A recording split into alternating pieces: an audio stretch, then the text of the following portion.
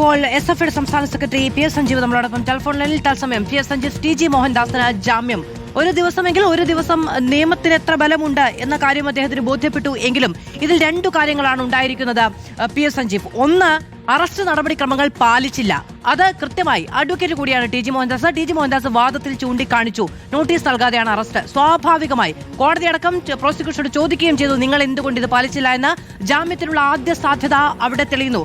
രണ്ടാമത്തേത്, ഗൗരവതരമായ വകുപ്പുകളില്ല എന്നുള്ളതാണ്. സ്ത്രീത്വത്തെ അപമാനിക്കുന്ന പരാമർശങ്ങൾ ഉണ്ടായിട്ടും ആ വകുപ്പുകൾ ചേർക്കാതെ കേസെടുത്തു എന്നതാണ് മറ്റൊരു കാര്യം. ഇവിടെ നമ്മുടെ നാട്ടിൽ ഇത്തരം പ്രസ്താവനകൾ നടത്തിയും നിങ്ങൾക്ക് യഥേഷ്ടം സ്വൈര ജീവിതം തുടരാം എന്നുള്ളതിന്റെ ഒരു വലിയ സന്ദേശമാണ് കോൺഗ്രസ് സർക്കാർ ഇന്നിപ്പോ TG മോഹൻദാസിലൂടെ സമർത്ഥിക്കുന്നത്.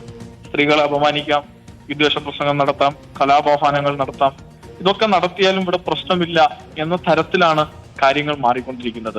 എത്ര ദിവസമായിരിക്കുന്നു? 11 ദിവസങ്ങൾക്ക് ഇപ്പുറത്താണ് കൃത്യമായി കേസ് ഫയൽ ചെയ്ത് അതിന്റെ നടപടിക്രമങ്ങളിലേക്ക് പോലീസ് നീങ്ങിയിട്ടുള്ളത്.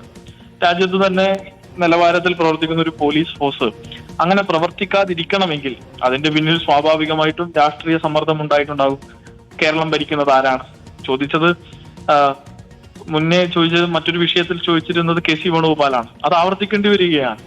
കേരളം കോൺഗ്രസ് ഭരിക്കുന്ന ഘട്ടത്തിൽ രമേശ് ചെന്നിത്തല ആഭ്യന്തരമന്ത്രിയായിരിക്കുമ്പോൾ TG മോഹൻദാസ് എന്ന RSSന്റെ സൈദ്ധാന്തിക നേതാവ് RSSന്റെ നിലപാട് രാജ്യത്തെമ്പാടുമുള്ള RSSകാർ പലയിടങ്ങളിലും നടത്തുന്നത് പോലുള്ള വിദ്വേഷ പ്രസംഗം കേരളത്തിൽ നടത്തുകയാണ്. ഒരു കാരണവശാലും നമുക്ക് അംഗീകരിക്കാൻ കഴിയില്ല എന്ന് മാത്രമല്ല, അദ്ദേഹത്തിനെതിരെ ഈ കേസും ഇപ്പൊ നടത്തിയിട്ടുള്ള ഈ പ്രവർത്തനങ്ങളും ഈ അറസ്റ്റും ഒക്കെ ഇപ്പൊ മാധു നേരത്തെ പറഞ്ഞതുപോലെ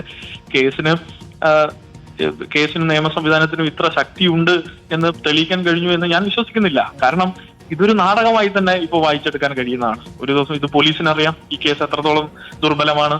ആ അറസ്റ്റ് നടക്കുന്നു, പിറ്റേ ദിവസം മജിസ്ട്രേറ്റിന് മുന്നിൽ ഹാജരാക്കിയപ്പോൾ ജാമ്യം കൊടുക്കുന്നു, കോടതിയുടെ മുമ്പിലേക്ക് ജാമ്യം കൊടുക്കുന്നു. അത്രയും ദുർബലമായ ഒരു കേസിന് ഇത്രയധികം സെൻസിറ്റീവ് ആയിട്ടുള്ള ഒരു ഇഷ്യൂവിനെ വളരെ ദുർബലമാക്കിക്കൊണ്ട് അതിനെ ഇല്ലാതാക്കി, ആ വിഷയത്തെ തന്നെ ഇല്ലാതാക്കിയിരിക്കുന്നു, ഡൈല്യൂട്ട് ചെയ്തിരിക്കുന്നു.